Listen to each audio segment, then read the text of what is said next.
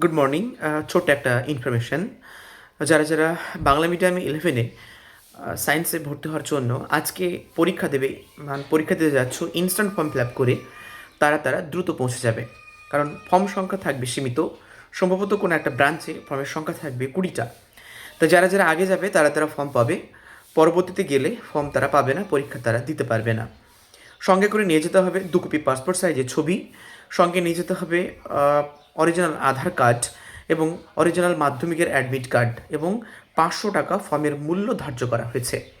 এবং যে সমস্ত স্টুডেন্টরা অনলাইনে ফর্ম ফিল আপ করেছো, তোমরা অবশ্যই মাধ্যমিকের অরিজিনাল অ্যাডমিট কার্ড এবং আলামিন প্রদত্ত অ্যাডমিট কার্ড এবং সঙ্গে একটি আইডেন্টিটি কার্ড তোমরা নিয়ে যাবে, এবং প্রয়োজনীয় সরঞ্জাম তোমরা পরীক্ষার জন্য নিয়ে যাবে।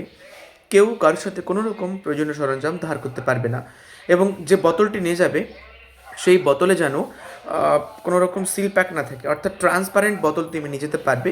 এবং পিসবোর্ড বা কোনো ধরনের জ্যামিতি বক্স কিন্তু অ্যালাউ করে না। সেক্ষেত্রে সমস্ত জিনিসপত্রগুলো হাতে নিয়ে এক্সাম সেন্টারে তোমরা প্রবেশ করবে। সকলের পরীক্ষা ভালো হোক, দোয়া করি।